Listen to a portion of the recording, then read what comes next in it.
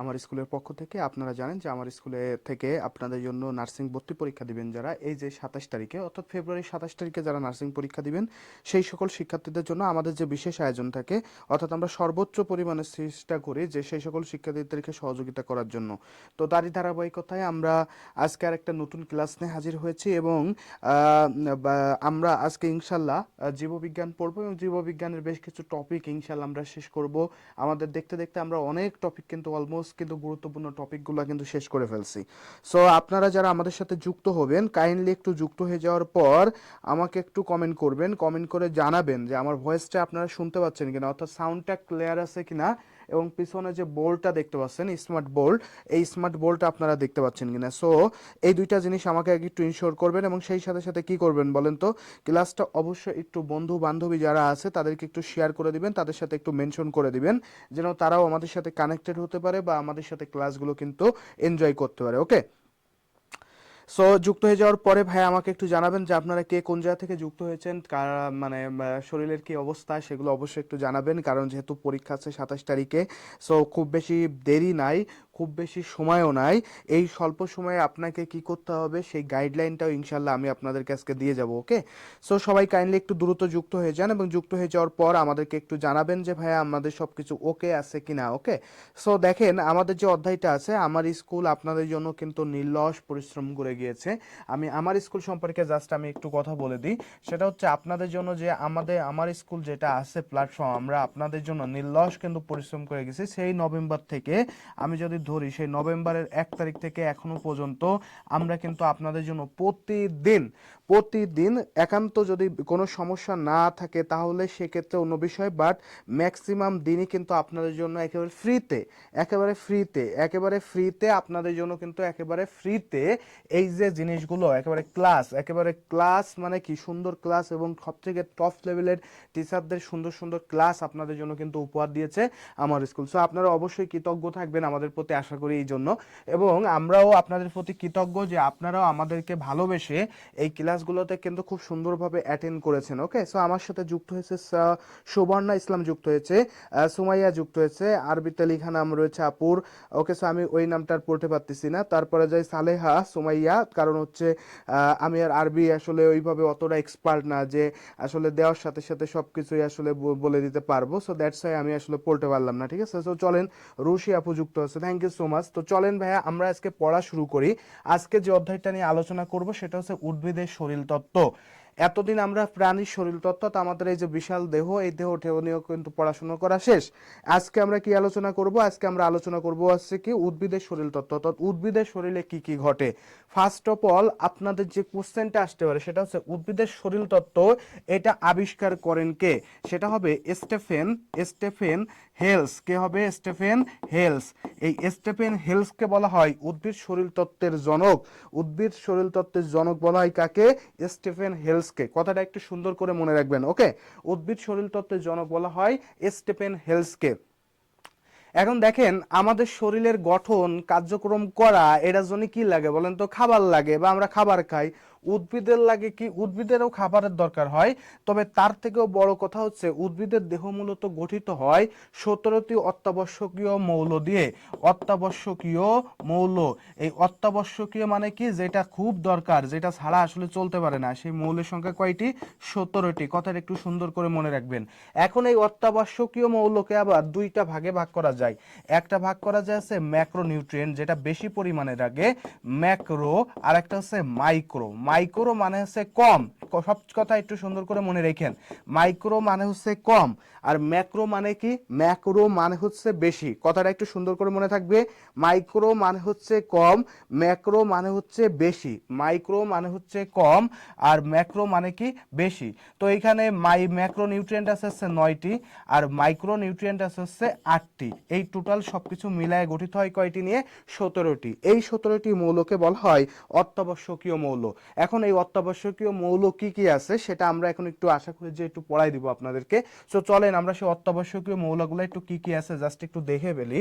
অত্যাবশ্যকীয় মৌলের মধ্যে প্রথম ধরেন আছে হচ্ছে হাইড্রোজেন। প্রথম কে আছে? হাইড্রোজেন আছে। ওকে, একটু সুন্দর করে লিখে ফেলেন। অত্যাবশ্যকীয় মৌল প্রথম আছে হাইড্রোজেন। দুই নম্বর ধরেন যে অক্সিজেন দরকার বেঁচে থাকার জন্য, অক্সিজেন খুব গুরুত্বপূর্ণ আমরা জানি মানুষের, গাছেরও কিন্তু অক্সিজেনের দরকার হয়। কারণ কি, সবসময় একটা সুন্দর কথা একটু বলে দিই ভাই, সেটা হলো আপনার হয়তো টেলিভিশনে দেখে থাকবেন, এটা বলা হয় গাছ কিন্তু সবসময় কার্বন ডাইঅক্সাইড গ্রহণ করে অক্সিজেন ত্যাগ করে না। গাছের মধ্যে দুইটা ঘটনা ঘটে, একটা সালোক সংশ্লেষণ আর একটা হচ্ছে শোষণ।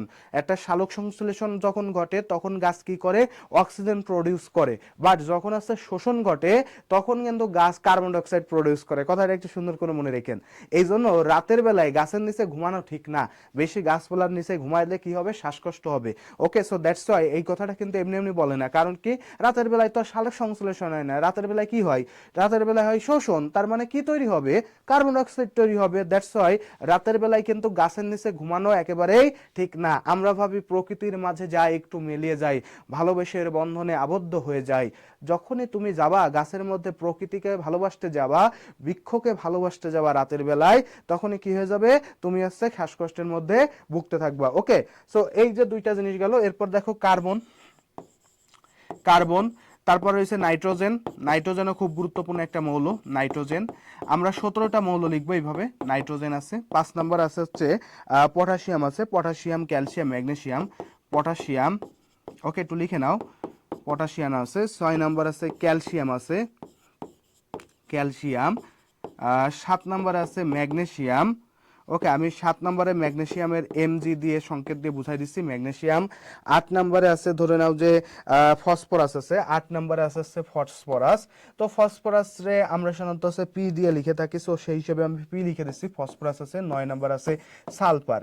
এই যে 9টা আছে, এই 9টাকে বলা হয়েছে ম্যাক্রো। এই 9টাকে কি বলা হচ্ছে, ম্যাক্রো।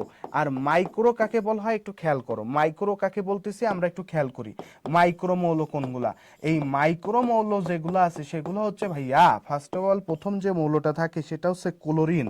ক্লোরিন থাকে, ঠিক আছে। তারপর হচ্ছে ব্রোমিন থাকে, ক্লোরিন, ব্রোন, ব্রোন থাকে, ব্রোন, ঠিক আছে, ব্রোন। ক্লোরিনের পরে কি থাকে, ব্রোন। 3 নম্বরে ধরে নেওয়া হচ্ছে থাকে কি, আয়রন থাকে, এফি। তারপর হচ্ছে ম্যাঙ্গানিজ থাকে, 4 নম্বরে থাকে ম্যাঙ্গানিজ, ম্যাঙ্গানিজ থাকে। 5 নম্বরে কে থাকে, 5 নম্বরে থাকে হচ্ছে জিঙ্ক, জেডেন, জিঙ্ক, ঠিক আছে, জেডেন। তারপর 6 নম্বরে থাকে কপার, কে থাকে, কপার। 7 নম্বরে কে থাকে, 7 নম্বরে থাকে ধরে দাও সোডিয়াম, সোডিয়াম। এবং সর্বশেষ 8 নম্বরে থাকে আছে মলিবডেনাম, ঠিক আছে। এই হচ্ছে সব মিলাই কয়টা মৌল, মাইক্রোনিউট্রিয়েন্ট। এইগুলো নিয়ে কি হয়, মাইক্রোনিউট্রিয়েন্ট। আর এইগুলো কি, ম্যাক্রোনিউট্রিয়েন্ট। এই যে 16টা মৌল তোমাদেরকে, সরি 17টা মৌল লিখছি, এই 17টা মৌলকে কি বলা হচ্ছে, এই 17টা মৌলকে বলা হচ্ছে অত্যাবশ্যকীয় মৌল। একটু সুন্দর করে পড়ে ফেলবা। আমি আবার একটু বলে দিই তোমাদেরকে, কিন্তু কোশ্চেনও আমি জিজ্ঞেস করব কিছুক্ষণ পর ভাইয়া, দ্যাটস ওয়াই কিন্তু সুন্দর করে মনে রাখতে হবে। ফার্স্ট অফ অল আছে hydrogen, oxygen, carbon, nitrogen, potassium, calcium, potassium, calcium, magnesium, phosphorus, sulphur. আর মাইক্রোতে কি আছে, chlorine, boron, iron, manganese, zinc, copper, sodium, molybdenum. Okay, so আমার এগুলো আসলে ছোট টিক্স আছে, বাট আমি সেগুলো দেওয়া একেবারে পছন্দ করি না। এই কারণেই, কারণ হচ্ছে একটাই, তুমি টিক্স যদি পড়তে যাও তাহলে তুমি আসলে কি ভুলে যাবা। কারণ টিক্সের পর টিক্স হয়, টিক্সের পর টিক্স হয়। সো দ্যাটস ওয়াই আমার স্টুডেন্টদেরকে আমি বলি, ভাই তুমি এটা একটু সুন্দর করে মনে রেখো। ওকে, এটা একটু সুন্দর করে মনে রেখো। তো এইখানে দেখো যে সরি 16টা, 16 আর আছে সরি 18, তাহলে 17টা, টোটাল 17টা, ঠিক আছে। 16টি হবে না, 16টা হবে না, বুঝছো। এটা হাসান স্যারের বই থেকে আমি তোমাদেরকে দেখাচ্ছি, বুঝছো কি বলছো, এটা হাসান স্যারের বইয়ে আছে। তো সেখান থেকে আমি তোমাদেরকে বলে দিচ্ছি। ওকে, এটা একটু সুন্দর করে মনে রেখো, ঠিক আছে ভাই, এটা একটু সুন্দর করে সবাই মনে রেখো। ওকে, সো চলো আমরা এখন তারপরে চলে যাই। এখন উদ্ভিদের শরীর তত্ত্বের মধ্যে সব থেকে গুরুত্বপূর্ণ হচ্ছে সালোক সংশ্লেষণ। এই জিনিসটা সবচেয়ে বেশি ঘটে, আমরা সবাই জানি তাই না, সালোক সংশ্লেষণ। আমি সবুজ দিয়ে লিখতেছি, সালোক সংশ্লেষণ। সালোক সংশ্লেষণের প্রক্রিয়াটা আসলে কি ঘটে, সালোক সংশ্লেষণে একটা সুন্দর বিষয় জড়িত, সেটা কি বলতো। সালোক সংশ্লেষণে যে জিনিসটা ঘটে আমি তোমাদেরকে জাস্ট একটু দেখাই দিই। সালোক সংশ্লেষণে কি হচ্ছে, সালোক সংশ্লেষণে খুব সুন্দর কিছু কাজ ঘটে। সেটা হচ্ছে এখানে গ্লুকোজ তৈরি হয়। কি তৈরি হয়, এখানে গ্লুকোজ তৈরি হয়। এটা একটু সুন্দর করে মনে রেখো, এটা নিয়ে কি তৈরি হচ্ছে, গ্লুকোজ তৈরি হচ্ছে। কিভাবে তৈরি হচ্ছে সেটা আমরা একটু দেখিয়ে দিই। সেখানে দুইটা জিনিস আসে, একটা হচ্ছে পানি থাকে, H2O আছে, মূল দিয়ে আসে। আরেকটা হচ্ছে কার্বন ডাইঅক্সাইড, পরিবেশ থেকে আমরা নিয়ে থাকি। কার্বন ডাইঅক্সাইড কোন জায়গা থেকে নিয়ে থাকি, পরিবেশ থেকে নিয়ে থাকি। এখান থেকে তৈরি হয় কি, C2 C6H12O6, আর সেখানে উপজাত হিসেবে আবার কিন্তু অক্সিজেনও থাকে, ঠিক আছে, অক্সিজেনও থাকে। তো আমি অক্সিজেনও থাকে, সেই সাথে সাথে কিন্তু পানিও থাকে, বুঝছো, পানিও তৈরি হয়। এখানে কি তৈরি হয়? পানিও তৈরি হয়। তো এখানে মেইনলি কি কি থাকে আমরা জাস্ট একটু লিখে দিই। এখানে 12 একটু সমতা যদি করে ফেলি, 12 6, 12 6, এখানে হচ্ছে 6, আর এখানেও কি হবে 6, এটা হচ্ছে সমতাকরণ বিক্রিয়া। তো দেখো এখানে কয়েকটা জিনিস আসতেছে এবং কয়েকটা জিনিস তৈরি করতেছে। আসতেছে কি কি সেটা একটু খেয়াল করো। আসতেছে হচ্ছে পানি, এই পানিটা আসে কোন জায়গা দিয়ে? মূল দিয়ে। কোন জায়গা দিয়ে আসে? মূল থেকে, ঠিক আছে, এটা আসে মূল থেকে। কার্বন ডাইঅক্সাইড এটা কোন জায়গা থেকে আসতেছে? বাতাস থেকে। কোন জায়গা থেকে আসতেছে? বাতাস থেকে। আর এখানে ওইখানে কিছু জিনিসের দরকার হয়, যেমন হচ্ছে কয়েকটা জিনিসের দরকার হয়। সেই জিনিসগুলো কি কি আমি আবার একটু বলে দিচ্ছি তোমাদেরকে। সেই জিনিসগুলোর মধ্যে একটা হচ্ছে ক্লোরোফিল। কি দরকার হয়? ক্লোরোফিল। ক্লোরোফিলের বর্ণ কি? কে কে জানো একটু কমেন্ট করো। ক্লোরোফিল। আর ক্লোরোফিল উদ্ভিদের কোথায় পাওয়া যায়? মেইনলি কোথায় পাওয়া যায়? ভাইকে একটু কমেন্ট করে জানাই দাও তো, ক্লোরোফিল মেইনলি উদ্ভিদের কোথায় পাওয়া যায়? ভাইকে একটু কমেন্ট করবা, সবাই একটু কমেন্ট করবা, ওকে, সবাই একটু কমেন্ট করবা, সবাই একটু কমেন্ট করবা, ঠিক আছে, সবাই একটু কমেন্ট করবা। আরেকটা জিনিসের দরকার হয়, সেটা হচ্ছে আলো। আলো, ঠিক আছে, আলোর দরকার হয়, আলো শক্তির দরকার হয়, ঠিক আছে। কি বলছি? ক্লোরোফিলের বর্ণ কি? ক্লোরোফিল কোথায় পাওয়া যায়? ক্লোরোফিলের বর্ণ কি? ক্লোরোফিল কোথায় পাওয়া যায়? ভাইয়াকে একটু কমেন্ট করে সবাই জানাই দাও তো, ভাইয়াকে একটু কমেন্ট করে জানাই দাও দেখি কে কে আসো আমাদের সাথে যুক্ত। ভাইয়াকে অবশ্যই একটু কমেন্ট করতে হবে, কমেন্ট করে ভাইয়াকে অবশ্যই একটু জানাই দিতে হবে যে ভাইয়া এইটা মানে হচ্ছে এইটা, ঠিক আছে। ভাইয়াকে একটু কমেন্ট করো তো, একটু কমেন্ট করে জানাই দাও, ঠিক আছে। বাতাস থেকে, আচ্ছা, বাতাস থেকে দেরি হয়ে গেল, থ্যাংক ইউ উম্মে হাফসা, যুক্ত হওয়ার জন্য ধন্যবাদ আপু। সো একটু সবাই কমেন্ট করো তো ক্লোরোফিলের বর্ণটা কেমন হবে, অর্থাৎ ক্লোরোফিল আমি কিন্তু এটা পড়াইছি যে ক্লোরোফিলের বর্ণটা কেমন হয়। আলো শক্তির তো আলো মানে সূর্য থেকে আসতেছে, সেটা আমরা বুঝতে পারতেছি। এবং বোঝার পরে এখানে প্রক্রিয়া শেষে এটা আছে গ্লুকোজ তৈরি হচ্ছে। গ্লুকোজের সংকেত তোমরা জানো, গ্লুকোজ তৈরি হচ্ছে, অক্সিজেন তৈরি হচ্ছে এবং পানি তৈরি হচ্ছে, ঠিক আছে, উপজাত হিসেবে। উদ্ভিদের সবুজ অংশে যেমন সবুজ পাতায় ক্লোরোফিল থাকে, ভেরি গুড। সুমাইয়া সিমি বলছে গ্রিন, সানি উদ্দিন বলছে সবুজ পাতা, সাইফুল ইসলাম বলছে সবুজ, থ্যাংক ইউ সো মাচ। এখন আমি আরেকটা জিনিস তোমাদেরকে একটু বলে দিই, পাতার যে ক্লোরোফিল থাকে তাকে বলা হয় মেসোফিল। পাতাতে যে ক্লোরোফিল থাকে তাকে কি বলা হয়? মেসোফিল। কথাটা একটু মনে রেখো, পরীক্ষা আসতে পারে। পাতায় যে ক্লোরোফিল থাকে তাকে কি বলা হচ্ছে? মেসোফিল। কথাটা একটু সুন্দর করে মনে রাখবা। তাহলে দেখো সালোক সংশ্লেষণ হতে গেলে আমাকে কিন্তু কিছু কিছু জিনিস এখানে ইম্প্যাক্ট ফেলবে। সেই ইম্প্যাক্টটা কি? মূল, অর্থাৎ আমার মূল থেকে কি পরিমাণে আসলে আমি পানি তুলে নিয়ে আসতে পারতেছি, বাতাস থেকে কি পরিমাণে কার্বন ডাইঅক্সাইড গৃহীত হচ্ছে, ক্লোরোফিল কি হচ্ছে, ক্লোরোফিল কতটুকু আছে, আলো শক্তি কতটুকু আছে, এইগুলোর উপর কিন্তু সম্পূর্ণ জিনিসটা সালোক সংশ্লেষণটা কিন্তু নির্ভর করে। সালোক সংশ্লেষণটা কি? এই জিনিসগুলোর উপর নির্ভর করে। ওকে, সো মনে রেখো এগুলো হচ্ছে কি? প্রভাবক। এইগুলো কি বলতো তাইলে? প্রভাবক। একটু সুন্দর করে মনে রাখবা, ঠিক আছে। এগুলো কি বলা হয়? প্রভাবক। এগুলোকে কি বলা হচ্ছে? প্রভাবক। একটু সুন্দর করে মনে রেখো, ঠিক আছে ভাই, এটা একটু সুন্দর করে মনে রাখো, ওকে। এখন দেখো আমরা আর একটু সামনের দিকে চলে যাই তাইলে, যে আমরা যেহেতু সালোক সংশ্লেষণ পড়তেছি, সালোক সংশ্লেষণে এই যে প্রক্রিয়াটা আছে, সালোক সংশ্লেষণ মেইনলি দুই ভাবে ঘটতে পারে।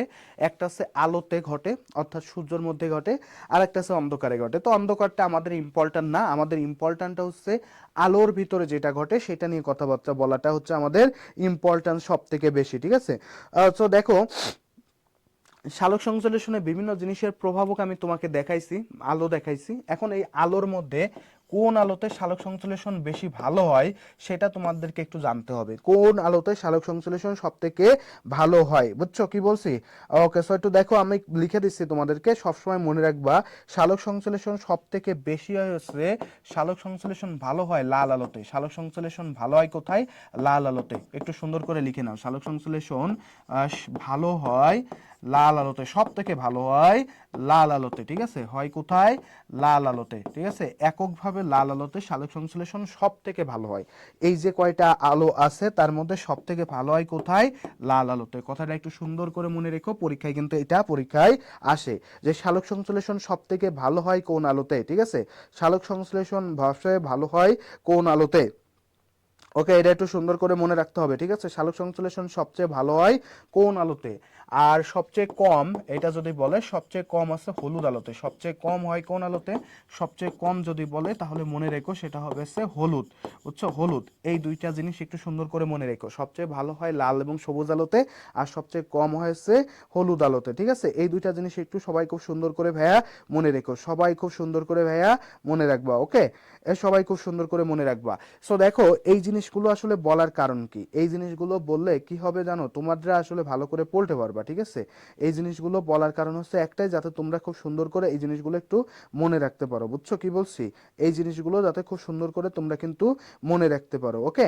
সো দেখো আমরা কিন্তু মোটামুটি এই জিনিসগুলো কিন্তু পড়ে ফেলছি। এখন দেখো আমাদের যে প্রক্রিয়াগুলো থাকে, উৎপাদনকারী প্রক্রিয়া, এখানে কিন্তু দুই ধরনের প্রক্রিয়া ঘটে থাকে। একটা ঘটে হচ্ছে তোমার C4 চক্র ঘটে, আর একটা হচ্ছে C3 ঘটে, বুঝছো কি বলছি, C4 আর C3 দুইটা চক্র আছে আমাদের সালোক সংশ্লেষণের পরে। আমরা মেইনলি হচ্ছে যেটা থাকে, সালোক সংশ্লেষণের দুইটা প্রক্রিয়া আছে। সালোক সংশ্লেষণ মেইনলি ঘটে হচ্ছে দুইটা ভাগে ভাগ করা যায়, এখানে দুইটা চক্র ঘটে সালোক সংশ্লেষণে। কিছু কিছু উদ্ভিদে ঘটে আছে C4, আর কিছু কিছুতে ঘটে আছে C3, বুঝছো, C3। একটা আছে C3 বলা হয়, আর একটা আছে C4 বলা হয়। এখন C3 থেকে C4 আছে বেশি গ্লুকোজ তৈরি করতে পারে। এটা কি করতে পারে, গ্লুকোজ সব থেকে বেশি তৈরি করে, বুঝছো, গ্লুকোজ সব থেকে বেশি তৈরি করে। এবং এটার যদি উদাহরণ তুমি আলোচনা করতে যাও, ম্যাক্সিমাম উদ্ভিদে C3 ঘটে, বাট C4, এই C4 ঘটে কিছু কিছু জিনিসে। সেগুলো কি কি আমি একটু লিখে দিচ্ছি। ইক্ষু কোথায় ঘটে, ইক্ষু। তারপর ধরো ভুট্টা, ইক্ষু ভুট্টা।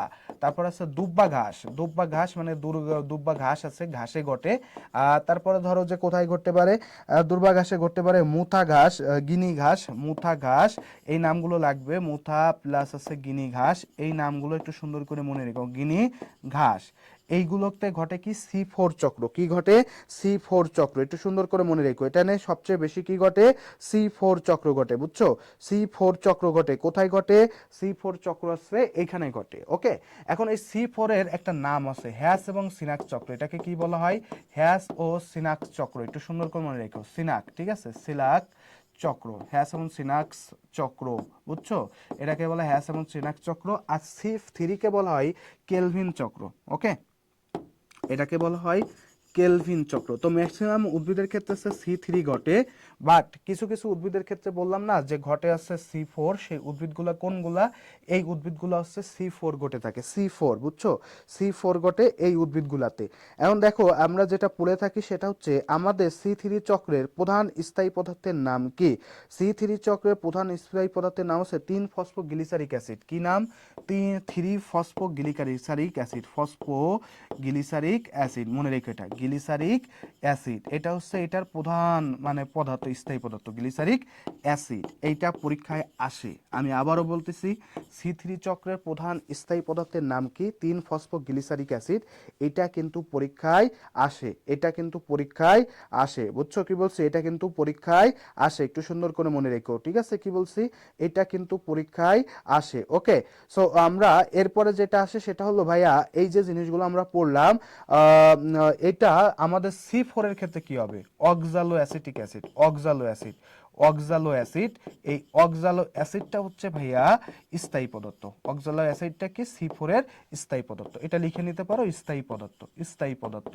প্রথম স্থায়ী পদার্থ হচ্ছে C4 এর অক্সালো অ্যাসিড, অক্সালো অ্যাসিড। এই অক্সালো অ্যাসিড কিন্তু চার কার্বন বিশিষ্ট, দ্যাটস ওয়াই এই চক্রের নাম হয়েছে কি C4।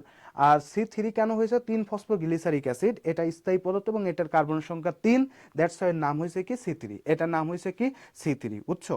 এছাড়া দেখো আমাদের পানিতে, পানিতে কার্বন ডাইঅক্সাইড থাকে হচ্ছে 0.3%, বাট বাতাসে থাকে কিন্তু 0.03%, অর্থাৎ বাতাসে কিন্তু কার্বন ডাইঅক্সাইডের পরিমাণ কম, বুঝছো, পানিতে কিন্তু বেশি। দ্যাটস ওয়াই কার্বন ডাইঅক্সাইড যেহেতু কম বেশি আছে, এই জন্য আমাদের যেহেতু আছে পানিতে যেসব উদ্ভিদ থাকে তাদের সালোক সংশ্লেষণ কিন্তু বেশি হয়। কেন, কার্বন ডাইঅক্সাইড বেশি থাকলে সালোক সংশ্লেষণ বেশি হয়, কার্বন ডাইঅক্সাইড কম থাকলে কি হবে, সালোক সংশ্লেষণ কি হবে বলো তো, কম হবে, ওকে, কথাটা একটু মনে রেখো।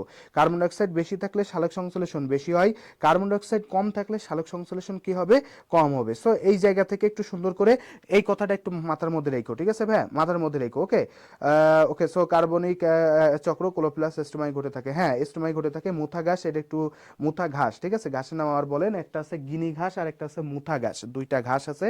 আর একটা আছে দুব্বা ঘাস, মানে ই বলে না, মানে ওই যে দেখবা যে বাড়ির পাশে পাশে ছোট ছোট ঘাস পাওয়া যায়, যেগুলো ছাগলের খাইতে খুব পছন্দ। সো সেটাকে বলা হয় দুব্বা ঘাস। আর ভুট্টা আর ইক্ষু তো মানে জানো, ইক্ষু মানে আখ, আর হচ্ছে ভুট্টা মানে তো ভুট্টাই, সেগুলো তোমরা জানো। সো এই যে সিকোয়েন্সটা আমি তোমাদেরকে বুঝাই দিছি, আমাদের চক্রের মধ্যে পড়ার দরকার হবে না, বাট আমাদের যে জিনিসগুলো লাগবে আমি কিন্তু এখানে খুব সুন্দরভাবে ডিটেলসে তোমাদের কিন্তু খুব আলোচনা করে দিছি। সো এইটা তোমরা সবাই বুঝতে পারছো কিনা ভাইয়াকে একটু কমেন্ট করে জানাই দিবা। ভাইয়াকে একটু কমেন্ট করে জানাই দাও তো যে ভাইয়া এই পর্যন্ত সবাই বুঝতে পারছো কিনা। আমি কিন্তু কিছু কোশ্চেন তোমাদেরকে জিজ্ঞেস করব, তার মধ্যে আমি কিন্তু কার্বন ডাইঅক্সাইডের সিকোয়েন্সটা আমি তোমাদেরকে দিয়ে দিয়েছি। সো আমি তোমাদেরকে এখন দু একটা কোশ্চেন জিজ্ঞেস করতে পারি, তাহলে আশা করি যে ভালো হবে। তো চলো আমরা দু একটা কোশ্চেন একটু জিজ্ঞেস করি, তাহলে ইনশাল্লাহ তোমরা বুঝতে পারবা। ফার্স্ট অফ অল তোমাদের জন্য যে কোশ্চেনটা থাকবে সেটা হচ্ছে, সেটা যদি আমি এইভাবে তোমাদেরকে বলি, যে আমরা তো আসলে পড়লাম, বিভিন্ন কিছুই পড়লাম। এখন আমি তোমাদেরকে একটা কোশ্চেন ধরবো, সেই কোশ্চেনটা হচ্ছে আমাদের বাতাসে বাতাসে কার্বন ডাইঅক্সাইডের পরিমাণ কত, বলো বাতাসে কার্বন ডাইঅক্সাইডের পরিমাণ কত। এই কথাটা একটু জাস্ট আমাকে একটু সুন্দর করে কমেন্ট করে দাও, ঠিক আছে, কত। ওকে, একটু জাস্ট কমেন্ট করো বাতাসে কার্বন ডাইঅক্সাইডের পরিমাণ কত। দেখি কে কে পারো, ভাইকে একটু কমেন্ট করবা, ঠিক আছে। আর যারা যারা যুক্ত আছো অবশ্যই ক্লাসটা শেয়ার করে দিবা। আর যারা এখনো পর্যন্ত ক্লাসটা শেয়ার করো নাই, অবশ্যই ক্লাসটা একটু মেনশন করে দিবা, কারণ ক্লাসে থাকলে তুমি কিন্তু বুঝতে পারবা যে আসলে কি পড়াইতে চাচ্ছে, বুঝছো। নার্সিং পরীক্ষায় কি লাগবে, অযথা হুদায় বেহুদা জিনিসপত্র পড়ায় সময় নষ্ট করার মতো সময় আমাদের নাই।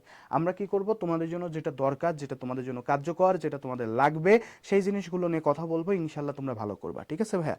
ওকে, সো দেখি এই যে হিমা শিকদার বলছে 0.03%, শিবরা রয় বলছে দুবলো ঘাস, হ্যাঁ ওই যে এই যে মানে আঞ্চলিক ভাষায় আসলে ওইটাকে দুবলো ঘাস বলে আমাদের দিকে। সো সেই হিসেবেও আসলে দুবলো ঘাস বলছে, বাট ম্যাক্সিমাম জায়গায় মানে বইয়ের ভাষায় হচ্ছে দুর্বা ঘাস বলে, ঠিক আছে। হিমা শিকদার বলছে 0.03%, Shibra Roy 0.03%, thank you so much. Papia Papi Pabia পাবি আক্তার বলছে 0.03, সাইফা বলছে 0.03, সুবর্ণা 0.03, আয়শা অর্জু বলছে, উম্মে হাফসা বলছে, রুশিমণি বলছে, Suborna Akter, Rupali Chakma, Rushimoni, thank you so much আপু, তোমাদেরকে অসংখ্য ধন্যবাদ। উত্তরটা হবে 0.03%। আর জলে কত হবে, পানিতে হবে 0.3%। এটা তোমরা জানো, সো দ্যাটস ওয়াই তোমাদেরকে ধন্যবাদ ভাইয়া। ঐশী, তারপরে কাঠগোলাপ, শান্তা, সীমা, আনিকা, নাজমিন, মিলি, থ্যাংক ইউ সো মাচ আপু, যুক্ত হওয়ার জন্য তোমাদের সবাইকে ধন্যবাদ। তাহলে এটা মোটামুটি আমরা পড়ে ফেলছি। এখন আমরা আরেকটা জিনিস নিয়ে একটু আলোচনা করব। আমরা কিন্তু সবই মোটামুটি জেনে গেলাম, এখন আমরা যে জিনিসটাতে চলে যাচ্ছি সেটা হচ্ছে প্রচ্ছেদন। প্রচ্ছেদনকে কি বলা হয়, প্রচ্ছেদন হচ্ছে উদ্ভিদের প্রচ্ছেদন, ঠিক আছে, প্রচ্ছেদন। প্রচ্ছেদন হচ্ছে উদ্ভিদের ভিতর প্রতিনিয়ত প্রচুর পরিমাণে মূল থেকে পানি আসে, এই পানিটা যদি উদ্ভিদের শরীরে জমা থাকে তাহলে নানা ধরনের কমপ্লিকেশন হতে পারে উদ্ভিদের। সো সেই কমপ্লিকেশনটাকে এড়ানোর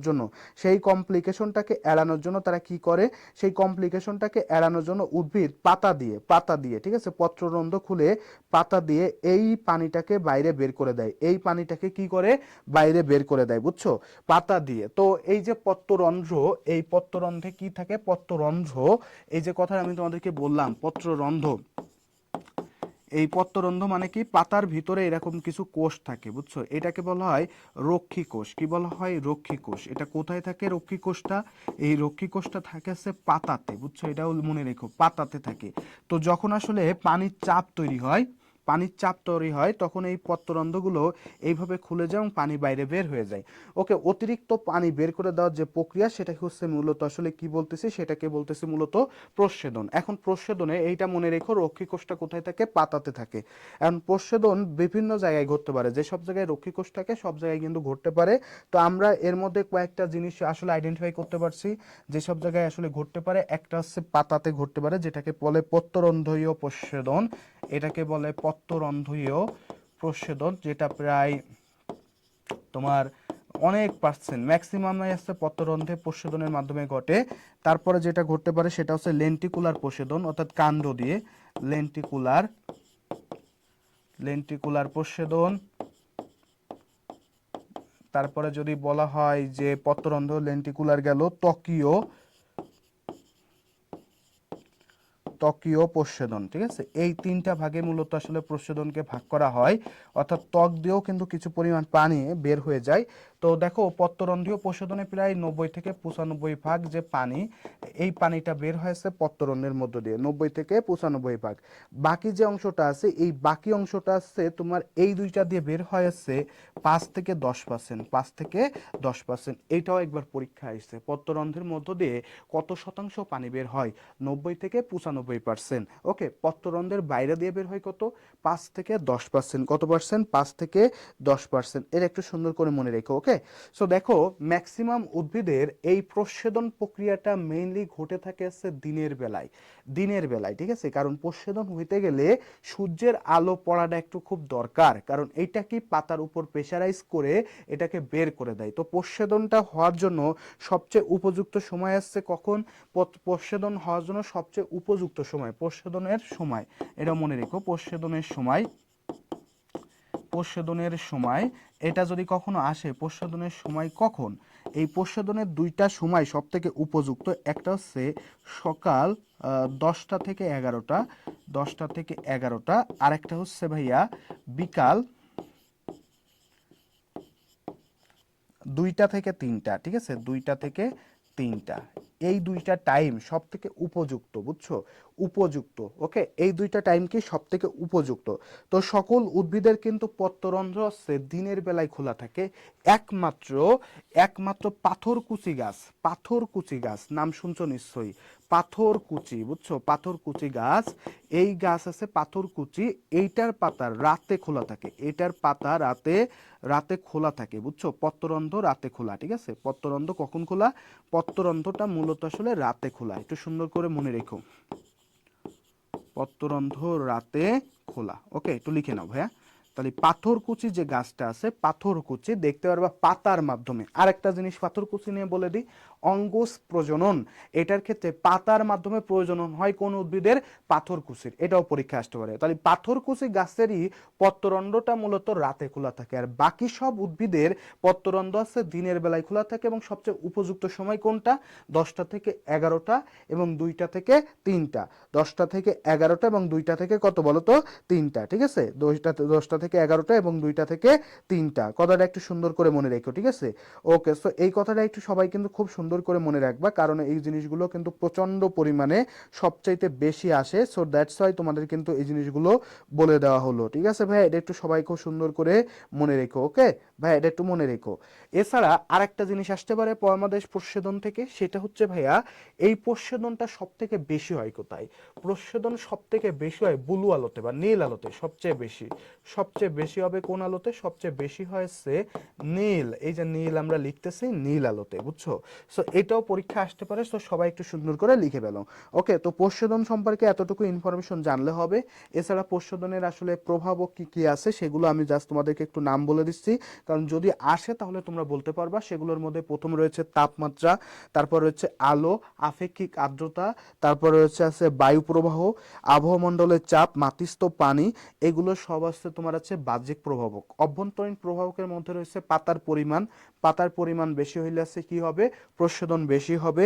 তারপর আছে পাতার আয়তন ও সংখ্যা যদি বেশি হয়, এরকম বেশ কিছু জিনিস আছে। সো এইগুলো তোমাদের আসলে খুব বেশি একটা ইম্পর্টেন্স আমি দিচ্ছি না। সো দ্যাটস ওয়াই তোমাদের এগুলো তোমরা নিজেদের মতো করে একটু জাস্ট একটু দেখে শুনে নিও, ঠিক আছে ভাই? একটু দেখে শুনে নিও। এখন আমি আবার একটু প্রথমের দিকে ফিরে যাব, সেটা হচ্ছে আমরা যে অত্যাবশ্যকীয় উপাদানগুলো তোমাদেরকে লিখাইছিলাম, তোমাদের মনে আছে কিনা সেখানে আবার আমি একটু যাচ্ছি। তো দেখো এই যে অত্যাবশ্যকীয় উপাদানগুলো আমরা তোমাদেরকে লিখাইছিলাম, এই অত্যাবশ্যকীয় উপাদানগুলোর মধ্যে কিছু আছে যেগুলো আসলে আমরা বায়ুমণ্ডল থেকে পেয়ে থাকি, কিছু আছে, আর কিছু আছে যেগুলো আসলে বায়ুমণ্ডল থেকে পাওয়া সম্ভব না। সেই বায়ুমণ্ডল থেকে পাওয়া সম্ভব সেই জিনিসগুলো কোনগুলা? এই তিনটা আছে বায়ু থেকে পাই। এই তিনটা কোন জায়গা থেকে পাই? বায়ু থেকে। বাকিগুলো কিন্তু আমরা বায়ু থেকে পাই না, বায়ু থেকে পাই না, কথাটা একটু সুন্দর করে মনে রাখতে হবে। বাকিগুলো কিন্তু আমরা বায়ু থেকে পাই না, বায়ু থেকে কি পাই? পাই না, ঠিক আছে? বায়ু থেকে পাই না। এবং আরেকটা জিনিস একটু বলে দিই, এই যে খনিজ লবণ যেগুলো লিখতেছে, এগুলো সবই তো খনিজ লবণ। এই খনিজ লবণ কিন্তু সবসময় আয়ন হিসেবে শোষিত হয়। খনিজ লবণ সবসময় যখন মাটি থেকে শোষিত হয়, সবসময় কি হিসেবে শোষিত হয়? আয়ন হিসেবে, বুঝছো? আয়ন হিসেবে শোষিত হয়, আয়ন হিসেবে শোষিত হয়, জাস্ট একটু মনে রেখো। এই খনিজ লবণগুলো সবসময় আয়ন হিসেবে মাটি থেকে শোষিত হয়। খনিজ লবণগুলো সবসময় কি করে, আয়ন হিসেবে মাটি থেকে শোষিত হয়। ওকে, সো দেখেন আমরা একটু চেষ্টা করি, আমরা দেখি আমাদের সাথে কারা কারা যুক্ত হলো। সো আমরা আবার একটু কমেন্ট পড়বো, আমরা মাঝে মধ্যে পড়াবো, প্লাস হচ্ছে মাঝে মধ্যে যেহেতু কমেন্টগুলো নিয়ে আলোচনা হবে, সো তারই ধারাবাহিকতায় আমরা আরেকটা নীল আলো। হ্যাঁ, থ্যাংক ইউ। অতৃপ্ত অনুভূতি আছে উম্মে হাফসা রাতরকুচি রাতেখোলা থেকে, ভেরি গুড উম্মে হাফসা নীল আলোতে। সো চলো আমরা তাইলে আরো দু একটা কোশ্চেন নিয়ে আলোচনা করে ফেলি। আমরা এবার আরেকটা কোশ্চেন নিয়ে আলোচনা করে ফেলি, যেহেতু আমাদের এগুলো হয়ে গেছে। এখন আমরা যেটা বলবো সেটা হচ্ছে ভাইয়া, কোন আয়নের, এটা তোমাদের যদিও আমি এখনো জানাইনি, তারপরে দেখি তোমরা কত ধারণা আছে তোমাদের, কোন আয়নের শোষণ ধীরে ঘটে,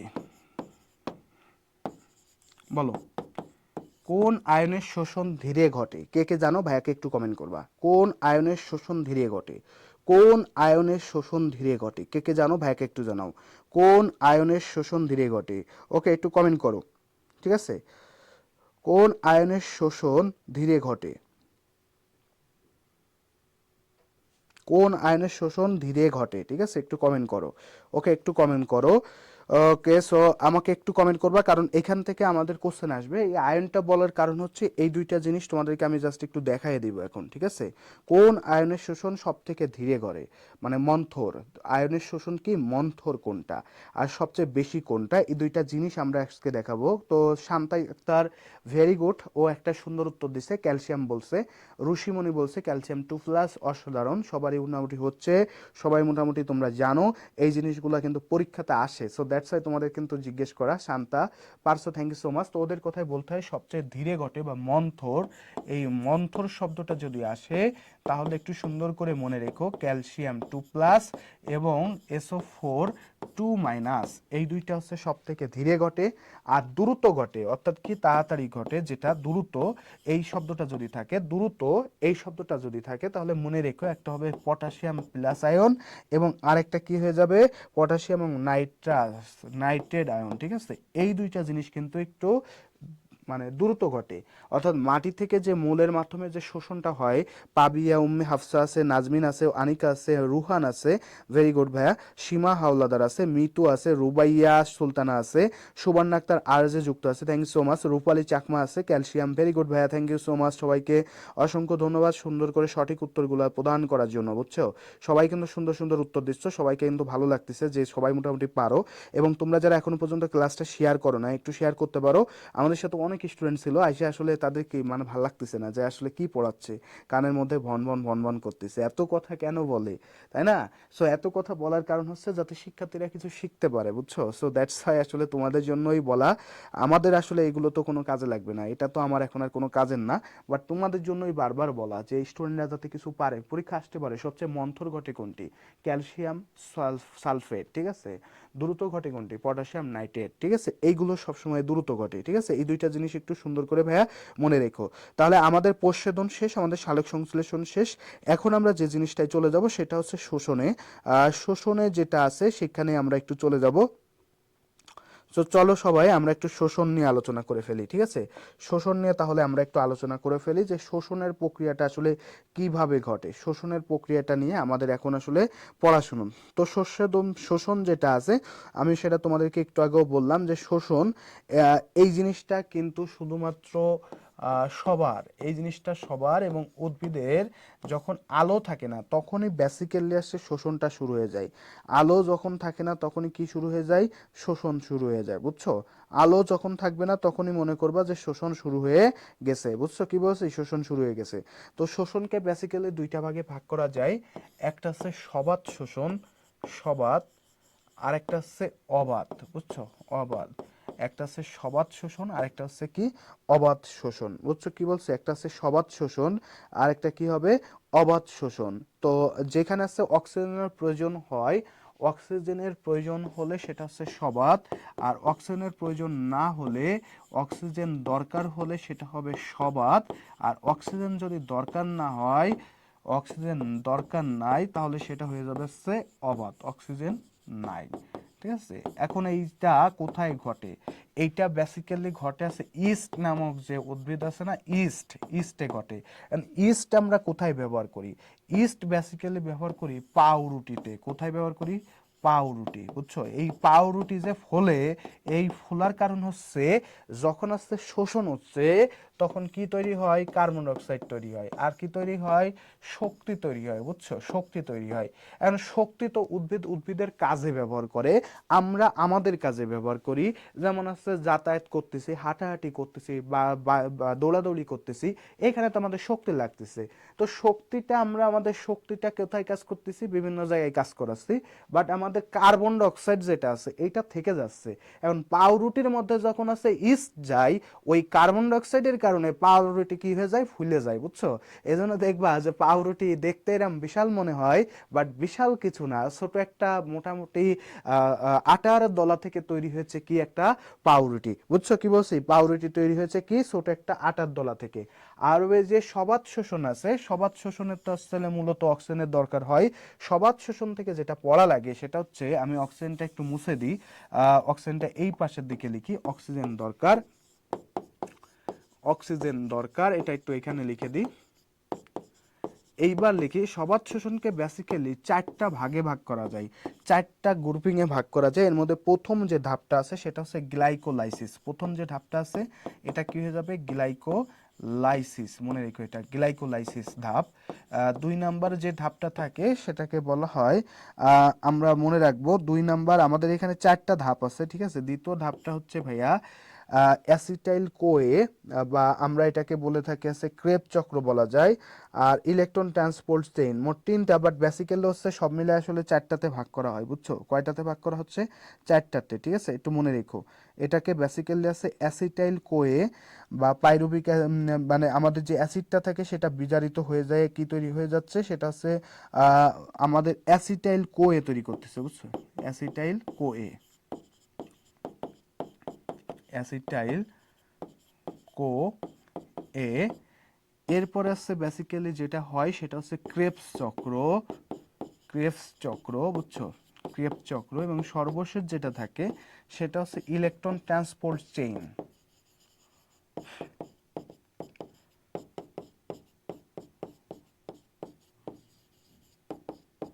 বুঝছো কি বলছি।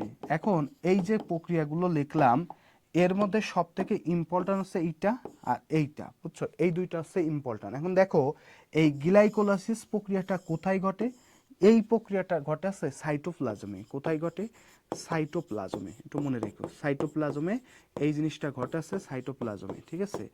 বাকি যে তিনটা আছে, বিশেষ করে ক্রেবস চক্র এবং ইলেকট্রন চেইন, এইটা ঘটে আছে মাইটোকন্ড্রিয়াতে। এবং শক্তি যে তৈরি হয়, আমাদের যে শক্তিটা আমরা পাই, এই শক্তিটা যে পাই এটিপিতে পাই, ঠিক আছে, অ্যাডিনো ট্রাইফসফেট, এগুলো নিয়ে আলোচনা আগেও করছি, অ্যাডিনো ট্রাইফসফেট, ঠিক আছে। এই শক্তি মূলত তৈরি হয়েছে ক্রেব চক্রে।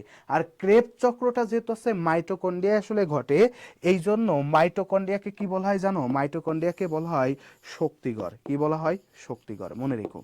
এই কেন বলা হয় আজকে ব্রেনে গিলা, ক্রেব চক্রের কারণেই বেসিক্যালি মাইটোকন্ড্রিয়াকে কি বলা হচ্ছে, শক্তিঘর বলা হচ্ছে। ক্রেব চক্রের কারণে মাইটোকন্ড্রিয়াকে কি বলা হচ্ছে, শক্তিঘর বলা হচ্ছে। ওকে, এটা একটু সুন্দর করে মনে রেখো, ক্রেব চক্রের কারণেই মাইটোকন্ড্রিয়াকে বেসিক্যালি কি বলা হচ্ছে, শক্তিঘর বলা হচ্ছে। ওকে, তো সবাই এটা পর্যন্ত লিখে ফেলছো কিনা, কারণ এই জিনিসটা কিন্তু খুব গুরুত্বপূর্ণ একটা জিনিস নিয়ে তোমাদের সাথে কথা বলতেছি।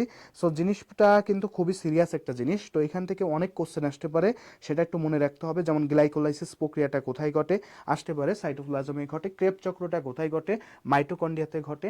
মাইটোকন্ড্রিয়াকে কি বলা হয়, শক্তিঘর বলা হয়। তারপর অবাত শোষণ, এটার উদাহরণ কি, ইস্ট।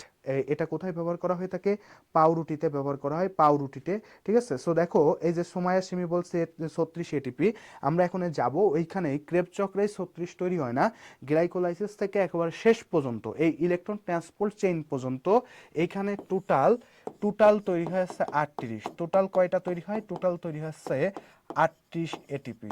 এর মধ্যে খরচ আছে, খরচ বুঝছো, নষ্ট করে ফেলে বা খরচ করে ফেলে। মানুষের জীবনযাত্রায় তো সবসময় জমবে না, খরচও আছে, তাই না? খরচ হয়েছে 2 ATP। সো যদি তোমাকে বলা হয় last of all net ATP কত, তখন তুমি বলতে পারবা নিট এটিপি এইটা হচ্ছে 36। এটা কত হয়ে যাবে? 36। বুঝছো? আমি আবারও বলি, যদি তোমাকে বলা হয় যে নিট এটিপি কত, এতে সুবর্ণা যুক্ত আছে, মিলি যুক্ত আছে, আফসা, আনিশা আছে, পূজা রানী মান্ডা আছে। সো ভাইয়া বলো এটা ক্লিয়ার কিনা? সো তোমাকে যদি বলে সবাত শোষণে কয়টা এটিপি তৈরি হয়, তুমি বলতে পারবা না সেটা কয়টা বলো তো? এটিপি তৈরি হচ্ছে, এটিপি তৈরি হয় টোটাল হচ্ছে 38টা, সেখান থেকে 2টা খরচ হয়। নিট এটিপি এসে দাঁড়ায় কয়টা? 36টা। নিট এটিপি কয়টা হবে? 36টা। ওকে, নিট এটিপি কয়টা হবে? 36টা। বুঝছো? এটা একটু সুন্দর করে মনে রেখো, নিট এটিপি তো এটা তৈরি হয় 36টা, ঠিক আছে? নিট এটিপি কয়টা তৈরি হবে তাইলে? 36টা, ঠিক আছে ভাই? একটু সুন্দর করে সবাই এটা একটু মনে রেখো, এটা একটু সবাই সুন্দর করে মনে রেখো। বুঝছো কি বলছি? ওকে, সবাই একটু সুন্দর করে মনে রেখো, ঠিক আছে ভাইয়া? আর আমাদের যে অবাধ শোষণ আছে, এই অবাধ শোষণে বেসিক্যালি আমাদের আসলে খুব বেশি একটা এটিপি তৈরি হয় না। এখানে মূলত আসলে যেটা দেখা যায় সেটা হচ্ছে যে আমাদের সবচেয়ে কম এটিপি তৈরি হয় কিন্তু অবাধ শোষণ, এবং অবাধ শোষণে বেসিক্যালি দেখা যায় যে তোমার 20 কিলো ক্যালোরি শক্তি উৎপন্ন হয়। কত kilo calorie? 20 kilo calorie. Just এটা একটু বলে নিও, 20 কিলো ক্যালোরি শক্তি উৎপাদন করতে পারে এই যে অবাধ শোষণে, ঠিক আছে ভাইয়া? সো এটা একটু সবাই একটু সুন্দর করে বলো তো ভাইয়া, ক্লিয়ার কিনা? আমি দু একজন একটু কমেন্ট দেখবো। সো এটিপির যে বিষয়গুলো আছে, আমি এখন কিন্তু কিছু তোমাদের কিন্তু কিছু কোশ্চেন দিব, যে কোশ্চেন থেকে তোমাদের কোশ্চেন হইতে পারে সেরকম কিছু কোশ্চেন নিয়ে আলোচনা করবো ইনশাল্লাহ। ওকে, রয় রয় দীপ বিন্দু বলছে আছে ক্লিয়ার, আনিশা নূর বলছে 36, উম্মে হাফসা বলছে আলহামদুলিল্লাহ ভাই ক্লিয়ার, মিতু ধর, রুহান বলছে আলহামদুলিল্লাহ, থ্যাংক ইউ সো মাচ ভাইয়া। সবাই কিন্তু যুক্ত হয়েছে, এই জন্য অসংখ্য ধন্যবাদ। তাহলে এটা তোমরা আশা করি যে বুঝতে পারছো। তাহলে আমরা এটা শেষ করে দিয়ে আমরা সামনের দিকে চলে যাই। সো আমরা এইবার যে জিনিসটা নিয়ে একটু আলোচনা করতে চলেছি সেটা হচ্ছে যে অবাধ শোষণ বা ফার্মেন্টেশন। আমি তো বললাম কোন কোন জায়গায় ঘটে। এখন আসলে আমাদের যেটা আছে সেটা হলো যে আমাদের যে অবাধ শোষণ আর সবাধ শোষণ বললাম, অবাধ শোষণের কথায় আমরা আরেকটা জিনিস একটু মিস্টেক মানে তোমাদেরকে বলি নাই, সেটা হচ্ছে 20 কিলো ক্যালোরি তোমরা তো জেনে গেছো, বাট তোমরা আরেকটা জিনিস জানো না, সেটা এটিপির কথা যদি আসে, কখনো যদি বলে এটিপি কয়টা থাকে, এটা তোমাদেরকে জানানো হয়নি। 2টা এটিপি তৈরি হয়, এখানে 2টা এটিপি তৈরি হয়, ঠিক আছে? সবাধ শোষণে তৈরি হয় বেসিক্যালি লাস্ট পর্যন্ত যে 36টা, আর অবাধ শোষণে তৈরি হয় কয়টা? 2টা। তো তখনও যদি কেউ জিজ্ঞেস করে যে সবাধ শোষণের টোটাল এটিপি কয়টি? 38টি, বাট নিট এপিটি 2টা খরচ করে ফেলে, ঠিক আছে? কাজ করতে করতে খরচ করে ফেলে, তাহলে সর্বশেষ কয়টা থাকে? 36টা। আর আমার অবাধ শোষণে কয়টা থাকে? 2টা। অবাধ শোষণে কয়টা থাকে? 2টা। ওকে, সো আমাদের বেসিক্যালি যে পড়াগুলো ছিল ভাইয়া, আমাদের 3টা জিনিস নিয়ে এখানে আলোচনা করা ছিল। সেই 3টা জিনিস হচ্ছে ফার্স্ট অফ অল প্রচ্ছেদন, সালোক সংশ্লেষণ এবং শোষণ। উদ্ভিদ শরীর তত্ত্বের এই বিষয়গুলো ইনশাল্লাহ আমি তোমাদেরকে চেষ্টা করেছি নিজের জায়গা থেকে সর্বোচ্চ পরিমাণে কিছু জিনিস তোমাদেরকে জানানোর, এবং সেটা আশা করি যে তোমরা আশা করি যে বুঝতে পারছো। এখন যদি বুঝতে পারো, আমাদের পরবর্তী যে টপিকটা ছিল সেটা হচ্ছে কি টিস্যুতন্ত্র। আমরা টিস্যুতন্ত্র নিয়ে একটু হালকা কথা বলবো। আর টিস্যুতন্ত্র, টিস্যু, এই জিনিসটা কিন্তু এমনি এমনি সৃষ্টি হয় না। একটা কোষ অনেকগুলা কোষ থেকে, টিস্যু সৃষ্টি কিন্তু অনেকগুলা কোষ যখন একই রকমের কাজ করে তখন তাদেরকে একত্রে বলে টিস্যু। টিস্যু থেকে সৃষ্টি হয়ে আসছে একটা অঙ্গ, ঠিক আছে? অঙ্গের সৃষ্টি হয়, ঠিক আছে? প্রত্যঙ্গ আছে, তারপর আবার কি হয়? অঙ্গের সৃষ্টি হয়, ঠিক আছে? 3টা জিনিস, একটা হচ্ছে টিস্যু থেকে তৈরি হয়, একটা কোষের থেকে কোষগুলো মিলে তৈরি করবে হচ্ছে টিস্যু, টিস্যু থেকে তৈরি করবে কি ভাইয়া? অঙ্গ। এখন দেখো এই যে টিস্যু বলছি, এই টিস্যু কিন্তু বেসিক্যালি 2টা ভাগে ভাগ করা হয়ে থাকে। একটা হচ্ছে ভাজক টিস্যু, যেটা হচ্ছে বিভাজিত হয়, আর একটা হচ্ছে স্থায়ী টিস্যু, যেটার আসলে বিভাজনের দরকার নাই। একটা আছে স্থায়ী টিস্যু, যেটার আর বিভাজন হয় না। তো ভাজক টিস্যু এটা বেসিক্যালি কোথায় পাওয়া যায় সেটা একটু জাস্ট তোমাদেরকে জানাই দিই। ভাজক টিস্যুটা মূলত পাওয়া যায় উদ্ভিদের মূলে, কারণ এইখানেই কিন্তু মূলত বিভাজনটা ঘটে। উদ্ভিদের মূল, তারপরে যদি তোমাদেরকে কেউ কখনো বলে উদ্ভিদের মূল, তো এই যে মূল টুল যেগুলো আছে, বা কাণ্ড, শীর্ষ, যেখানে বিভাজন ঘটে, কাণ্ড, এই সব জায়গায় ঘটে আর কি, ঠিক আছে? আর স্থায়ী টিস্যুটা তো বেসিক্যালি সব জায়গাতেই পাওয়া যায়। এখন দেখো এই ভাজক টিস্যুর আরেকটা নাম আছে যেটা তোমাদেরকে দিয়ে পাজেল করে ফেলতে পারে, অপর নাম। সেই ভাজক টিস্যুর আরেকটা নাম হচ্ছে মেরিস্টেম। কি নাম? মেরিস্টেম। একটু লিখে নাও। ভাজক টিস্যুর আরেকটা নাম হচ্ছে মেরিস্টেম। তাহলে আবার একটু বলি, টিস্যু থেকে মূলত তৈরি হয় আছে একটা কোষ থেকে তৈরি হয় টিস্যু, টিস্যু থেকে তৈরি হয় অঙ্গ। টিস্যু হচ্ছে দুইটা ভাগে ভাগ করা যায়, একটা হচ্ছে ভাজক টিস্যু আর একটা হচ্ছে স্থায়ী টিস্যু। ভাজক টিস্যু মেইনলি থাকে আছে উদ্ভিদের মূলে, কাণ্ডে বা পাতা, যেখানে আসলে বিভাজন ঘটে সেখানে আসলে ভাজক টিস্যু পাওয়া যায়। আর তো ভাজক টিস্যুর আরেকটা নাম হচ্ছে কি মেরিস্টেম। ভাজক টিস্যুর আরেকটা নাম কি মেরিস্টেম। আর স্থায়ী টিস্যু তো বেসিক্যালি সব জায়গাতেই পাওয়া যায়, এটা তো আসলে শেষ নাই। সো সেই জায়গা থেকে এটা একটু সুন্দর করে সবাই একটু মনে রাখবো, ওকে। তো এখানে আসলে কাজকর্ম দিয়ে অনেক কিছুর প্রকারভেদ দেওয়া আছে, সো আমি এত কিছুতে যাচ্ছি না। আমি তোমাদেরকে একটু সহজ ভাষায় চলে যাচ্ছি যে কোন জিনিসগুলো আসলে তোমরা একটু বেশি গুরুত্ব দিয়ে পড়বা, যে জিনিসগুলো আসলে তোমাদের আসতে পারে পরীক্ষায়, সেই জিনিসগুলোতেই চলে যাচ্ছি। সো দেখো, এখানে আমরা একটা জিনিস আসলে পড়ে থাকি, সেটা হচ্ছে উদ্ভিদের যে টিস্যু আছে, টিস্যুর কিন্তু বেশ কিছু ভাগে উৎপত্তি অনুসারে কিন্তু ভাগ করা হয়ে থাকে বিভিন্ন ভাগে, ঠিক আছে। তো বিভিন্ন ভাগে যে ভাগ করা হয়ে থাকে উৎপত্তি অনুসারে বেসিক্যালি হচ্ছে দুইটা ভাগে, তিনটা ভাগে ভাগ করা যায়। উৎপত্তি অনুসারে টিস্যু হচ্ছে তিনটা ভাগে ভাগ করা যায়। ফার্স্ট অফ অল প্রথম যে ভাগটা থাকে সেটা হচ্ছে প্রোমেরিস্টেম বা প্রারম্ভিক প্রোমেরিস্টেম। দুই নাম্বার যে ভাগটা থাকে সেটা হচ্ছে প্রাইমারি ভাজক টিস্যু।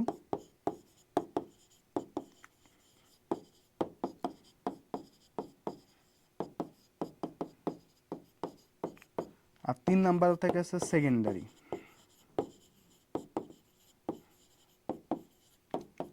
সেকেন্ডারি ভাজক টিস্যু, ঠিক আছে। এই তিনটা ভাগে ভাগ করা হয়ে থাকে। তো জাস্ট আমরা তোমাদেরকে উদাহরণটা জাস্ট আমরা একটু বলে দিচ্ছি। এরপরে অবস্থান অনুযায়ী শীর্ষ থাকতে পারে, পাশে থাকতে পারে, আবার আছে ইন্টারক্যালিডেট থাকতে পারে, বিভিন্ন ভাগে আসলে ভাগ করা হয়ে থাকে। বাট বেসিক্যালি যেখানে লাগে সেটা হচ্ছে কোষ বিভাজন অনুযায়ী। এইটা তোমাদের সব থেকে বেশি আসে, কোষ বিভাজন অনুযায়ী। এইটা আমি তোমাদেরকে একটু বলবো, কোষ বিভাজন। এই কোষ বিভাজন অনুযায়ী ভাজক টিস্যু কিন্তু বেশ কয়েকটা প্রকারে ভাগ করা যায়। একটা হচ্ছে মাস ভাগ করা যায়, মাস নামে, মাস।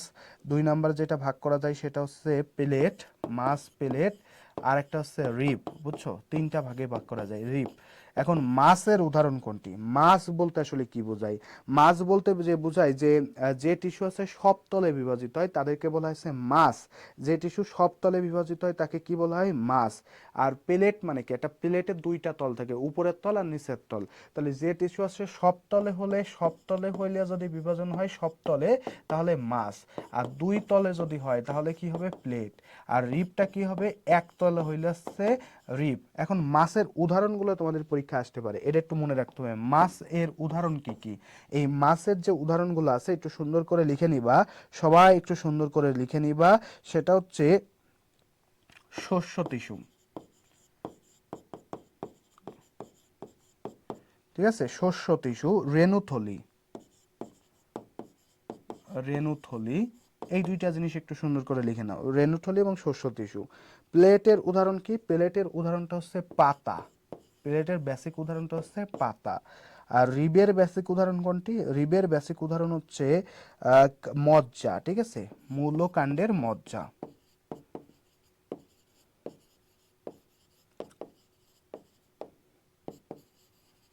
সবাই একটু সুন্দর করে এটা লিখে ফেলো, ঠিক আছে। এইগুলো একটু সুন্দর করে সবাই লিখে ফেলো, ঠিক আছে ভাইয়া, এটা একটু সুন্দর করে লিখে ফেলো।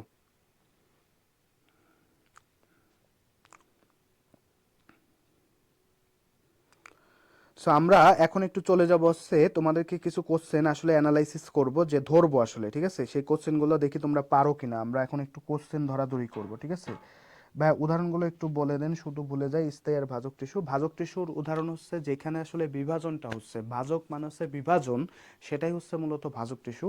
তো বাকি যা আছে সবে আছে স্থায়ী টিস্যু, সহজ কথা এটা মনে রাখবা। কারণ ভাজক টিস্যুর উদাহরণ কি? বিভাজন কোথায় ঘটে?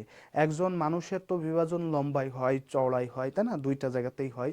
উদ্ভিদের ক্ষেত্রে দেখবা, একটা গাছ লাগায় দেখবা ওটা লম্বাই হচ্ছে, আবার মূলও কিন্তু ভিতরের দিকে ঘুরছে। তো মানে বর্ধনশীল কাণ্ড, সহজ কথায় উপরে যেটা থাকে সেটাকে বলা হয় বর্ধনশীল কাণ্ড, আর মূলের দিকে যেটা থাকে সেটাকে বলা হয় বর্ধনশীল মূল।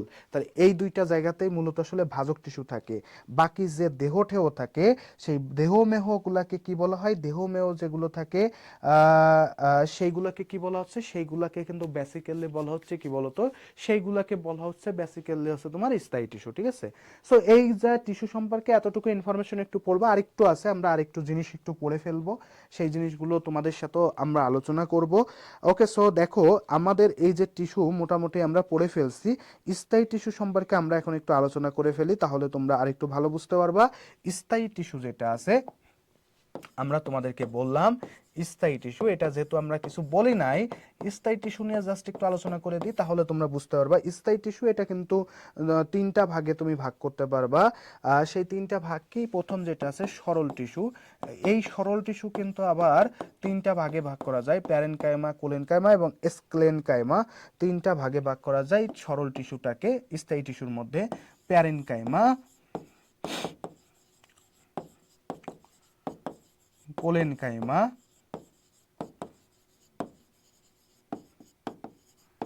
আর একটা আছে স্ক্লেনকাইমা।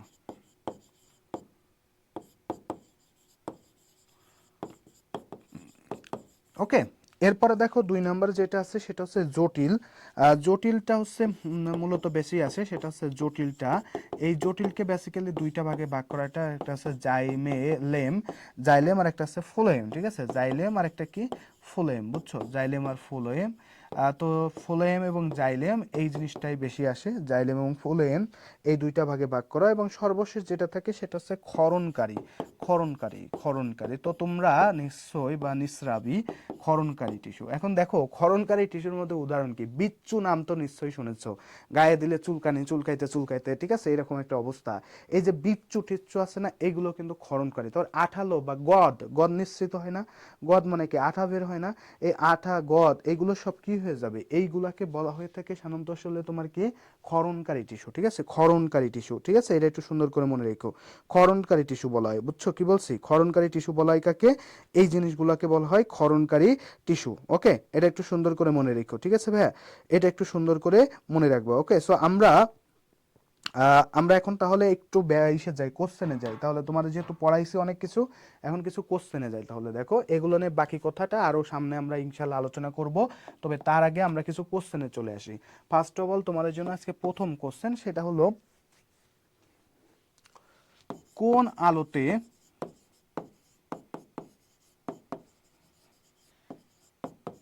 প্রচ্ছেদন ভালো হয়?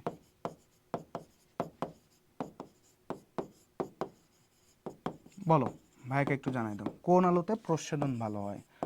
লাল, সবুজ, নীল, হলুদ।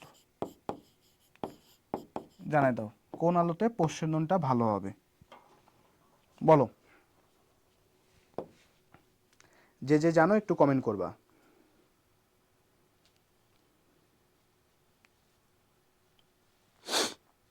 সবাই একটু কমেন্ট করে ভাইয়াকে জানাই দাও তো যে কোন কোন আলোতে আসলে প্রচ্ছন্নটা সব থেকে ভালো হয়, বেটার, বেটার কোন আলোতে প্রচ্ছন্ন সব থেকে ভালো হয়, ভাইয়াকে একটু জানাই দাও কমেন্ট করে। ওকে, সো দেখতে পাচ্ছি রুশিমণি, হিমা শিকদার, শিকদার যুক্ত হচ্ছে, আনিশা, ইমা রহমান, ইসহাক আর নিউটন। ওকে, সমাইয়া সিমি, রূপালী, শারমিন, ইমা রহমান বলছে নীল আলো, ইসরাত জাহান জেনি বলছেন লাল, সুবর্ণা আক্তার আরজে বলছে নীল, পাবিয়া আক্তার বলছে নীল। ভেরি গুড ভাইয়া, নীল বলছো যারা যারা, সবাইকে অসংখ্য ধন্যবাদ ভাইয়া। সঠিক উত্তরটা হবে ব্লু বা নীল, তাই না, আমরা আগেই বলছি। আর যারা আমরা লাল বলছি, লালের ক্ষেত্রে বলে রাখি, লালটা হচ্ছে বেসিক্যালি হচ্ছে সালোক সংশ্লেষণের ক্ষেত্রে কার্যকর, সালোক সংশ্লেষণে, ঠিক আছে, এটা একটু মনে রেখো। সালোক সংশ্লেষণে কার্যকর আলো কোনটি সব থেকে, সেটা হবে হচ্ছে লাল। বাট আমরা যদি বলি ভাইয়া নীলের কথা, সেই নীলটা কোথায় কার্যকর, সেটা অনলি ফর হচ্ছে প্রচ্ছদনের ক্ষেত্রে কার্যকর, ঠিক আছে, এটা একটু মনে রেখো। ওকে, চলো পরের কোশ্চেনটা তাহলে আমরা আরেকটা কোশ্চেন সলভ করি। সেই কোশ্চেনটা হচ্ছে এরকম, সেটা হলো যদি বলে কোন উদ্ভিদের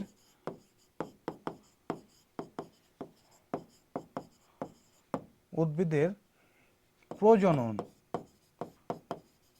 পাতার মাধ্যমে হয়, বলো কোন উদ্ভিদের প্রজনন পাতার মাধ্যমে হয়? কে কে জানো ভাইয়াকে একটু কমেন্ট করবো। আমি এটার অপশন দিব না, কারণ এটা আমি তোমাদেরকে বারবার বলছি। সো এটার অপশন আমার আর মনে হয় না দেওয়ার দরকার হবে। সো তোমরা একটু বলে ফেলো কোন উদ্ভিদের প্রজনন বেসিক্যালি হচ্ছে পাতার মাধ্যমে হয়। ওকে, আমি তোমাদেরকে এটা বলে ফেলছি, সো আমি এটার আর অপশন দিতে চাচ্ছি না, তোমরাই আমাকে এখন জানাবা তোমরা এটা আমাকে জানাই দাও, কোন উদ্ভিদের প্রজনন পাতার মাধ্যমে হয়? ঋষিমণি, পাথরকুচি, ভেরি গুড ভাইয়া। আর কে কে আছে একটু কমেন্ট করো, কোন উদ্ভিদের প্রজননটা বেসিক্যালি পাতার মাধ্যমে হয়? আমি তোমাদেরকে এটা বলছি তাই না। কিছু আছে মূলের মাধ্যমে, যেমন ধরো আলু, এটা কিন্তু মূলের মাধ্যমে হয়। বাট বেসিক্যালি আমরা যেটা তোমাদেরকে বলছি সেটা হচ্ছে পাতার মাধ্যমে কোনটা হয়।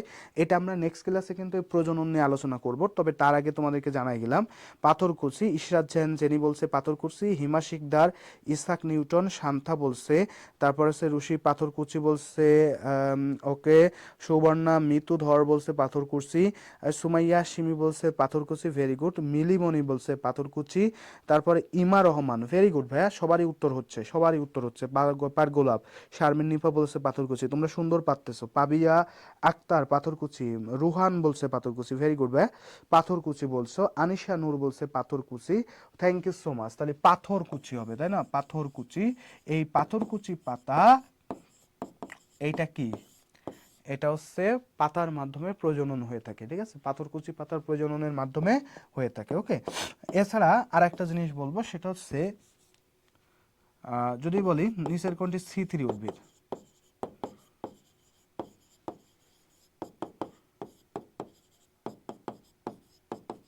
নিচের কোনটি C3 উদ্ভিদ? তো ধরো প্রথমে 1 নাম্বার যে অপশনটা আছে সেখানে রয়েছে ভুট্টা,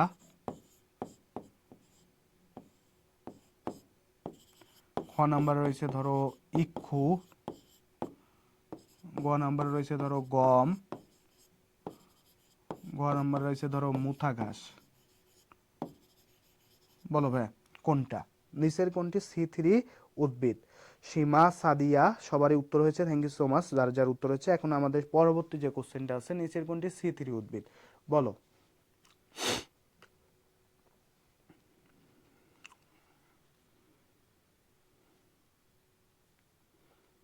নিচের কোনটি C3 উদ্ভিদ? দেখে আমার কোন কোন ভাই আপু এটা বলতে পারে। ওকে, সো কোশ্চেন কিন্তু সহজ, বাট তোমাদেরকে কি হতে হবে, একটু ক্রিটিক্যাল হইতে হবে, মানে চিন্তা ভাবনার ক্ষেত্রে একটু জটিলতা নিয়ে আসতে হবে, চিন্তা ভাবনার ক্ষেত্রে তোমাদেরকে একটু চিন্তা ভাবনা করে উত্তর দিতে হবে।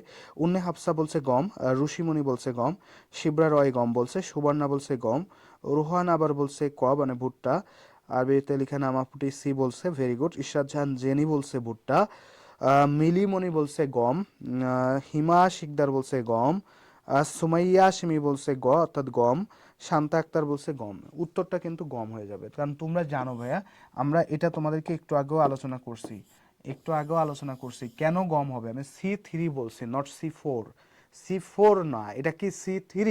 C3 হইলে আমরা জানি যে এখানে ম্যাক্সিমাম সব উদ্ভিদই হচ্ছে C3। আমি তোমাদের কয়েকটা জিনিসের নাম লিখে দিছিলাম, যে দুব্বা ঘাস, ভুট্টা, ইক্ষু, মুথা ঘাস আর গিনি ঘাস, এইগুলো হচ্ছে কি হবে, C4। এগুলো সব কি হয়ে যাবে, C4। ওকে, এটা আমি তোমাদেরকে কিন্তু একটু আগে লিখে দিছি, এটা তোমাদের কিন্তু একটু আগে লিখে গেছি, বুঝছো, সো সেখান থেকে আসছে। এবার দেখো তোমাদের একটু অফ টপিকে একটা কোশ্চেন করি, অফ টপিকে একটা কোশ্চেন। এই যে নাইট্রোজেনের কথা আসে না, নাইট্রোজেন কোন খাবারে পাওয়া যায় বলো তো? নাইট্রোজেন কোন, এটা আমি তোমাদেরকে পড়াইছি আগে।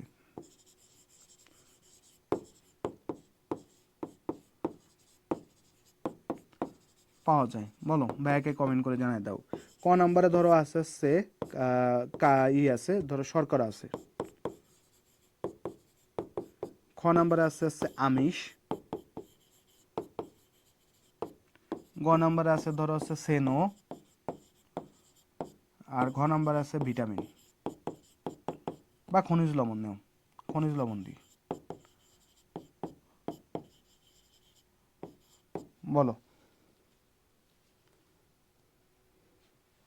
বলো এটা কি হয়ে যাবে? নাইট্রোজেন কোন খাবারে থাকে?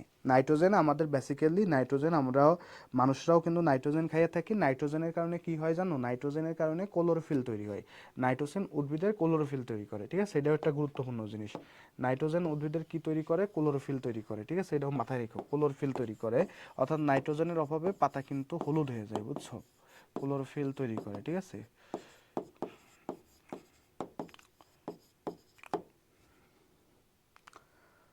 নাইট্রোজেনের অভাবে উদ্ভিদের পাতা কি হয়ে যায়, হলুদ হয়ে যায়, ক্লোরোসিস বলে সেটাকে। ক্লোরোসিস হয়ে গেলে তখন সেটা পাতাটা কি হয়ে যায়, হলুদ হয়ে যায়। এখন নাইট্রোজেন মানুষের কোন খাবারের মধ্যে থাকে একটু বলবা? শিবরা রয় বলছে খনিজ লবণ, শান্তা বলছে সেনো, ভেরি গুড। আর কে খেয়েছো ভাই কমেন্ট করো, ওকে একটু কমেন্ট করো অফ টপিকের কথা। রুহান বলছে আমিষ, কে সো ভেরি গুড। আর কে খেয়েছো, উম্মে হাফসা বলছে আমিষ, তারপরে হচ্ছে কাঠ গোলাপ বলছে আমিষ, তারপরে মিতুধর বলছে ঘ খনিজ লবণ। ওকে, সো আর কে কে আছো ভাই একটু কমেন্ট করো, আমরা একটু কমেন্ট দেখবো। সো দেখো ভাইয়া, তোমাদের অনেকেই কিন্তু উত্তর দিচ্ছ, তার মধ্যে বললাম যে নাইট্রোজেনটা হচ্ছে কি তৈরি করে, ক্লোরোফিল তৈরি করে, এবং ক্লোরোফিলের অভাবে পাতা হচ্ছে কি হয়ে যায়, হলুদ হয়ে যায়, যেটাকে বলা হয় ক্লোরোসিস বলা হয়। কি বলা হয়, ক্লোরোসিস। ওকে, সো তোমরা অনেকে নাইট্রোজেন থেকে ভাবতেছো যে এটা মনে হয় একটা খনিজ লবণ। ভাই, এটা খনিজ লবণ হিসেবে মানুষ খায় না, এটা খনিজ লবণ হিসেবে মানুষ খায় না। মানুষ হচ্ছে সোডিয়াম খায়, পটাশিয়াম খায়, মানুষ সোডিয়াম পটাশিয়াম খায়, ক্যালসিয়াম খায়।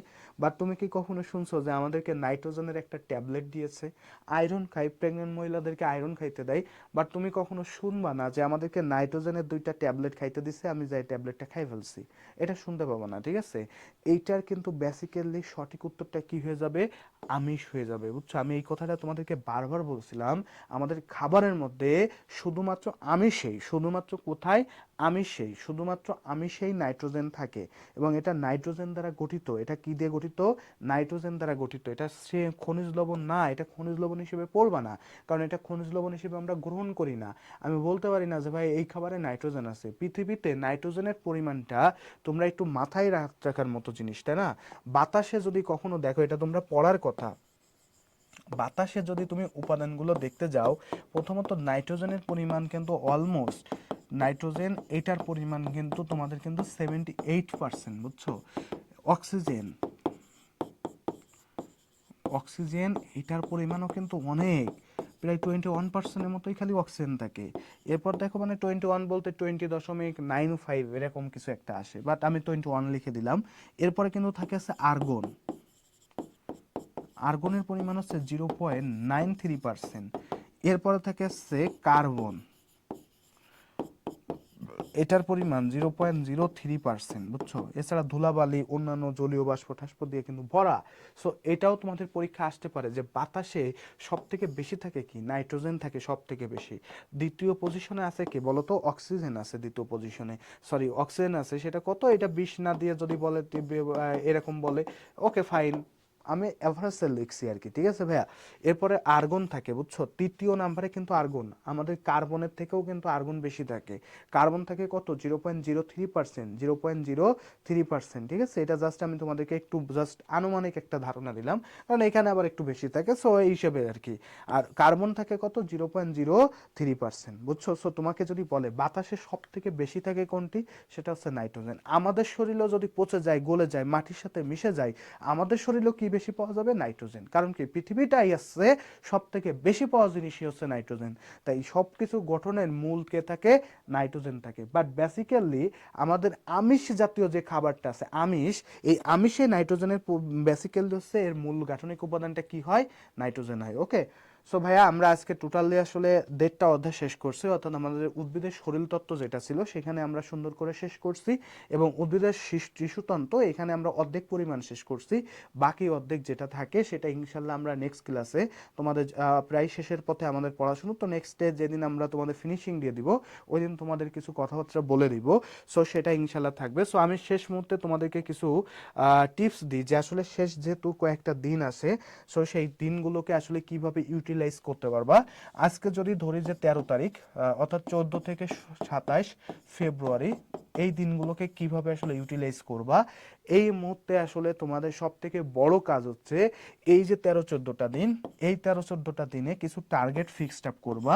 এই ফিক্সড আপের মধ্যে থাকতে পারে যে অন্তত আমরা নার্সিংয়ের বিগত সালের কোশ্চেন, এগুলো কিন্তু একেবারে মুখের গাড়ায় রাখতে হবে। বিগত সাল, এটা খুব সুন্দর করে পড়ে ফেলবা সবাই। তারপর হচ্ছে যদি বলি মেডিকেল, এর লাস্ট, মেডিকেল লাস্ট 10টা সাল, লাস্ট 10টি সাল একটু ভালো করে পড়বা। এরপরে হচ্ছে বাংলা বিসিএস এর ক্ষেত্রে তোমরা বিসিএস এর গ্রামেটিক্যাল যে পার্ট আছে, অর্থাৎ গ্রামার থেকে যেগুলো আসে, গ্রামার থেকে এই গ্রামেটিক্যাল পার্টগুলো তোমরা একটু ভালো করে পড়তে পারো, বাট নট হচ্ছে তোমরা সাহিত্যে তোমরা যাবা না, ঠিক আছে? কখনো সাহিত্যে যাবা না, তোমরা কিসে আসবা? গ্রামেটিক্যাল পার্টগুলোকে একটু সুন্দর করে আলোচনা করবা। বোঝা গেছে কি বলছি? আবার ক্লাস হবে কবে?